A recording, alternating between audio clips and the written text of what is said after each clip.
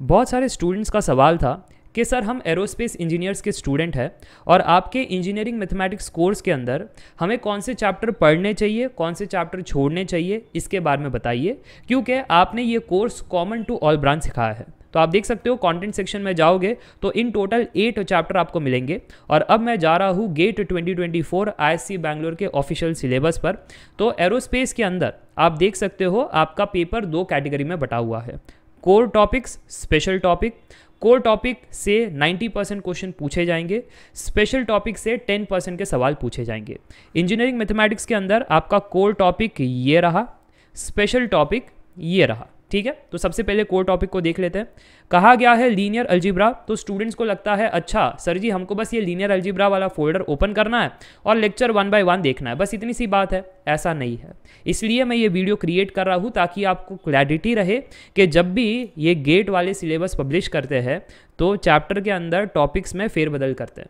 जैसे आपने देखा पहला ही शब्द वेक्टर अलजीब्रा, इसका मतलब वेक्टर कैलकुलस पढ़ना है। कौन सा वेक्टर कैलकुलस पढ़ना है? आप फोल्डर के अंदर जाना और फिर नीचे आप देख सकते हो वेक्टर कैलकुलस, इस पर क्लिक करना, लेक्चर पर क्लिक करना और ये जो पहली 2 क्लास है वो आपको देखनी है, यही है वेक्टर अलजीब्रा, ठीक है। उसके बाद आप देख सकते हो matrix algebra, system of linear equation, rank of matrix, eigen values and eigen vectors. तो जो मैंने लीनियर अलजीब्रा फोल्डर में लेक्चर लिए हैं पूरा का पूरा आपको देखना है, कोई भी लेक्चर मिस नहीं करना है। ये बात क्लियर हो गई। अब आप सोच रहे होंगे सर इसमें तो डिटर्मिनेंट नहीं दिया है, इसमें तो इन्वर्स ऑफ मैट्रिक्स नहीं दिया है। मैट्रिक्स अलजीब्रा के अंदर वो सारी चीज़ आ जाती है। मोरोवर जब भी आप rank concept, system of linear equation या फिर eigen values and eigen vectors के सवाल बनाओगे तो वो बेसिक्स की नीड पड़ेगी, ठीक है। चलिए अब आगे बढ़ते हैं। नेक्स्ट है हमारे पास कैलकुलस। कैलकुलस के अंदर functions of single variable, limits, continuity, differentiability, mean value theorem, chain rule, partial derivatives, maxima minima. अब आप सोच रहे हो बल्ले बल्ले सर जी इंटीग्रेशन तो है ही नहीं। ये गलत फहमी है आपकी। क्यों? क्योंकि जब आप आगे देख रहे हो तो ये पूरा का पूरा जो मैंने शेड किया है वो वेक्टर कैलकुलस है और उसके अंदर जब लाइन, सरफेस, वॉल्यूम इंटीग्रल्स है तो वो सॉल्व करने के लिए कैलकुलस के इंटीग्रेशंस आना नेसेसरी है।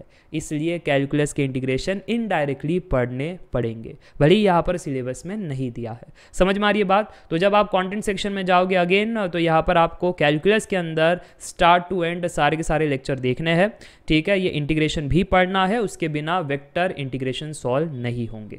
तो लीनियर अलजीब्रा में सब कुछ पढ़ना है, कैलकुलस में सब कुछ पढ़ना है, वेक्टर कैलकुलस में सब कुछ पढ़ना है। वेक्टर कैलकुलस दिया नहीं है पर इनडायरेक्टली दिया है। कैलकुलस के अंदर ये वाला जो येलोइश सेक्शन है वो वेक्टर कैलकुलस का है, तो ये भी आपको पढ़ना है।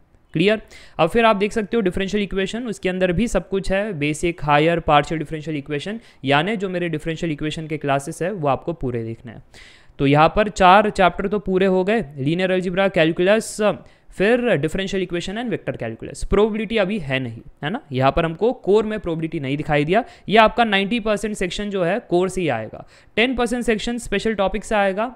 और दुखद बात, स्पेशल टॉपिक नहीं है, पूरा का पूरा चैप्टर है। जैसे फूरियर सीरीज, लैप्लेस ट्रांसफॉर्म, ये ट्रांसफॉर्म थियरी का चैप्टर है, सब कुछ सिखाया गया है ट्रांसफॉर्म थियरी वाले फोल्डर में। वैसे ही अगर आप नेक्स्ट देखो न्यूमेरिकल मेथड्स, ये पूरा न्यूमेरिकल मेथड एक लाइन में दे दिया इन्होंने, पूरा न्यूमेरिकल मेथड। अगेन ये पूरा चैप्टर है जो आपको यहाँ से पढ़ना है। फिर आती है बात कॉम्प्लेक्स एनालिसिस की। कॉम्प्लेक्स एनालिसिस का मतलब होता है differentiation in complex and integration in complex. Again वो करने के लिए बेसिक्स ऑफ कॉम्प्लेक्स वेरिएबल आना चाहिए, तो इनडायरेक्टली पूरा का पूरा कॉम्प्लेक्स वेरिएबल का चैप्टर पूछ लिया गया है। और फिर प्रोबेबिलिटी एंड स्टैटिस्टिक्स एक और चैप्टर है। तो अगर मैं कंक्लूड करूँ कि मेरे इस कोर्स में एरोस्पेस इंजीनियर्स को क्या क्या पढ़ना है, तो आंसर है सब कुछ आपको पढ़ना है, कुछ भी नहीं छोड़ना है। तो ये था एक डिटेल एनालिसिस। हाँ, उसके अंदर आप डिसाइड कर सकते हो कि पहली प्रायोरिटी पर मैं ये 90% चैप्टर को वेटेज में रखूंगा, इसको पहले खत्म करूंगा। अगर समय की कमी है फिर जाऊंगा ये 10% वाले चैप्टर्स में और इस प्रकार से सिलेबस खत्म करूंगा। जो टॉपर्स है वो तो सब कुछ अच्छे से पढ़ेंगे, बट जो देरी से स्टार्ट किए हैं उनके लिए स्ट्रैटेजी हो गई। क्लियर है? ऐसे एक एक करके सारे ब्रांच के मैं आपको सिलेबस एक्सप्लेन करूंगा। Thank you for watching this video.